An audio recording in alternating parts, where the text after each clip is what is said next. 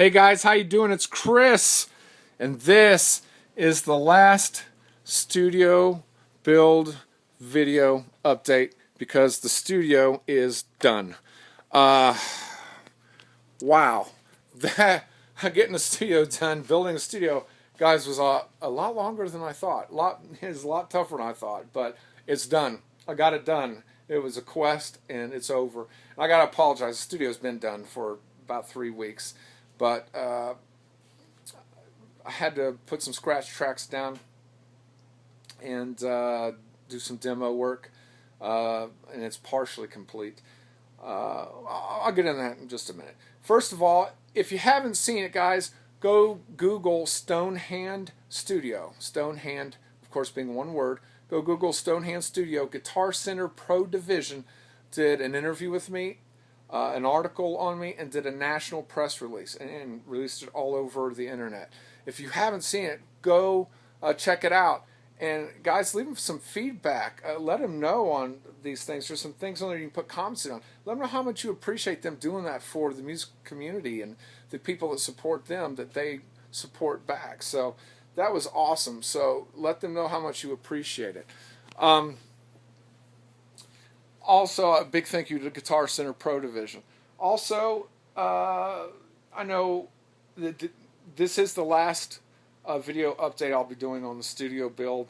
It's over, it's complete. Now I will continue to chronicle in video the making of my CD and some stuff in the studio, having some fun to show you what's going on, but predominantly it will be the making of my CD. And I know everybody's been waiting to hear about the musicians I've chose, if you've been following along from the beginning of this whole thing.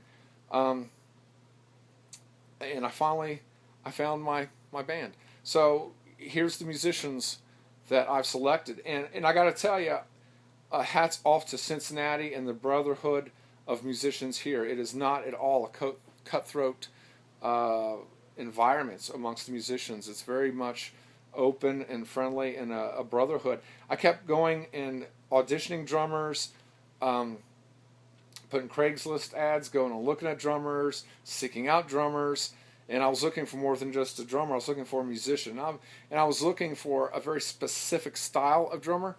And everybody I would talk to, I would say, well, go check out this person. I'll go check them out. They were a little closer to what I was looking for, but there would be, the style was different.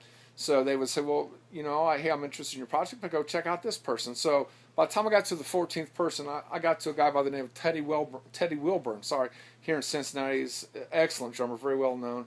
And I spoke to him about the project, and I described what I was looking for in a drummer. And he said, you need to check out Phil Tipton. So, you're on YouTube. You can do a YouTube search. Just put in Phil Tipton. He did some cymbal demonstrations for Willis Music. And that's the first video I seen him on. And as soon as I heard him, I knew that's the guy. That's the drummer. And so I checked out some other videos. He was the drummer for Eclipse Movement in Cincinnati. A great band. And I finally tracked down Phil, and he checked out the music and said, yeah, I'd be very interested in doing the project. So Phil Tipton is the drummer. And if you remember, I had said that I believe if I find my drummer, I'll find my bass player. So I asked Phil, do you have a bass player that you prefer to work with? He said, oh yeah, Aaron Jacobs. So I checked him out. He was the bass player for Eclipse Movement, very busy bass player here in Cincinnati area. And talked to Aaron, and Aaron said, oh yeah, I'm down with that. So I got my bass player and drummer. We start recording the sessions the very first day of January, New Year's Day of 2013. Exciting, right? I'm excited. So to find the drummer I was looking for that gets the music, who is a total musician, and had the bass player, and together they're amazing. I'm excited to have them. So go check them out. YouTube them and check out their playing. Monster musicians. So that's what's going on with the CD, and of course I'll be documenting that process and recording that. And that's some of the stuff I've been doing, is getting scratch tracks ready for the sessions when we start. And anyway, let me just show you the studio, which I'm sure you've been waiting to see. Here we go. Diffusers. These diffusers, I don't know where Gavin got this designs, if this is his own design. You know, I'm not sure, but I've never seen diffusers quite like them. And they're awesome. I love these things. They look so good. And if you'll notice, those lights I showed you in the beginning are mood lighting. They're LED. Let me show you some of the things they do. Whatever color you want to work in for mood lighting, it's got it. And it does slow transitions of different colors. And to go through all the gamut. It has all the different colors. It also go into a crazy blinking thing, which I don't think we'll have any use for. But there may be some people that want it to go with voice, music, or beat. And I got that. So it's really cool. Of course, excuse me, set it back to blue. And if you all remember, there was a panel here, electrical panel, everybody says, oh my gosh, you've put a bass trap right there. How are you going to get to it? This whole bass trap slides out the top of it. So I don't want to pull it out right now. I got with one hand. But it just slides back into place. So when you're using it, it's a cool bass trap that's removable. So that's what it looks like in here. The ceiling, let's see, is fabric. And yeah, this is going to be fireproof. Don't worry. I know people get concerned about that, and rightfully so. But no, the fire retardant, is on the way. And we will make sure, excuse me, that we are taken care of. So the ceiling came out great. 6 inches of 703 up there. Knocked out all the bad reflection. And the overhead mics, which are not adjusted correctly right now, nor are any of the mics. We did some checking and some stuff like that, and they got moved around, so, and doing some demos on the drums. But that's what the control room sounds like. If you can hear it, the 703 knocked out the reflection, the overhead's cleared up, the nasty mids dissipated, and just a beautiful, clear, open sound. And I got to tell you, when me and Gavin was going through this, and he was asking me, what are you wanting in your live room? I said, I'm looking for a tight, focused sound, but I don't want it dead. I know the space isn't small, but it's not huge either. And he said, not a problem. We can get it there. And Gavin nailed it. I mean, this room sounds incredible. I love the sound in this room. So the floor reflects nicely. The ceiling absorbs it. And if you'll notice, the walls aren't loaded down in absorption. There's a lot of diffusion. There's only 3 panels on those walls. Now once you get around to here, the panels start gathering up a little bit. I wouldn't call it necessarily a live and dead end, but it is a lot more absorption down here on this end than down there. So there's a lot of wood still left, and it has a great lively sound. It doesn't sound dead at all. It sounds tight and focused with a little bit of lively sound. It's perfect. That's what I wanted. So hats off to Gavin, man. Gavin did an amazing job. Let's go check out the control room.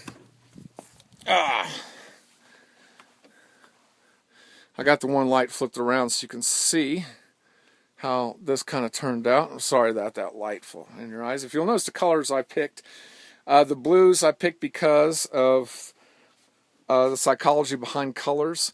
Blue is supposed to be the most the easiest color to work in for long-term durations. It's less fatiguing. It's inspirational. Well, it's not. It helps be inspirational because it allows you to relax. And then red is a fiery color. It's an inspirational color, but I didn't want red or a burgundy, a hard burgundy. So this is called a copper, and it's actually like a burgundy with kind of an earthy tone brown in it. So it's an inspirational color, but it's nothing that's going to make you feel nervous or tense. And you can hear it in here what it sounds like. This would be a great place to do the vocals, which I think this might be where I end up doing the vocals. It's got a nice flat sound in here, and it's just tight. I really like it. So, and I will tell you, if I was going to change anything in the build, it would be that. The door. The door leaks sound. Not real bad. I don't have to worry about the volume I turn up in here when tracking out there. It doesn't make it to those mics. But I would like to have more isolation. So I'm going to have to bulk that door out with 3/4 inch MDF and 1/2 inches of drywall, and then put veneer on there to match the door it's on there now. So it looks the same, but it's going to come out 1 3/8 inches. So I wish I went ahead and got a better door from the beginning. But other than that, I'm pretty happy with how everything turned out. It sounded great. So now, that's where we ended up. That's what's come out of everything. That's right, I get to wear the other hat now. And as I said earlier, I've done a demo for the studio. I got to have demos showing different styles of music and how it translates in the studio and what kind of job we do on here. So I want to send a special shout out to Cole Evelyn, the artist from Annie Chevelle. Go check him out. He did all the vocals on this and the drum playing. Did a great job. I wrote this song. It's a pop rock song, and everybody's thinking, Chris, this is outside normally what you do. Yeah, it is, but it needed to be done, so I did it. I like it. It's a cool song. Here's the sweet spot. I don't know how this is translating on the iPhone, but I gotta tell you, the drums sound great. That's what I was most worried about. I can't thank Gavin enough. So, anyway, guys, I want to say a special thank you to Gavin Haverstick from Haverstick Designs. He did an awesome job. I highly recommend it. I want to send out a special thank you to Jim Kinney from Guitar Center Pro. He did an awesome job taking care of me all the way in. A big special thanks to Guitar Center Pro for the article, for the national exposure, for taking care of me. And especially, guys, thank you for hanging with me this whole time. I greatly appreciate it. I'm looking forward to getting the studio started, recording some sessions in here, videotaping them and showing you guys, recording other bands. I'm sure Annie Chevelle will be in here, Cole Evelyn. Great singer, great artist. You gotta check him out. So thanks again to him for coming and helping on the demo. With that, guys, I guess this is it. The end of the road for the studio build, and I'm just so excited and stoked to get on to recording my album. It's been a long time coming, so thank you so much for tagging along. Thank you for giving me feedback, asking questions, for watching. I appreciate it. And I got to tell you, Bill Gwynn, one of the top engineers here in Cincinnati, is going to be helping me with the project. So while we're recording, I can focus more on the music, guitar. And I got to tell you, one of the first things, Bill came in and checked out the place and we listened to the song to kind of see, he wanted to hear how the recordings was going to go. And he was really impressed with how the guitar sounds. So the the studio is translating really well. It sounds really good, so I'm excited. Now we got to get the website built to get other bands in here to record their stuff. And this is what this song was about, to demo that. But Cole Evelyn did a great job, so thanks, Cole. With that, guys, thanks a lot. I'll see you again really soon, recording my original music, back to the funk, blues, soul stuff. Thanks a lot, guys. I'll see you again really soon.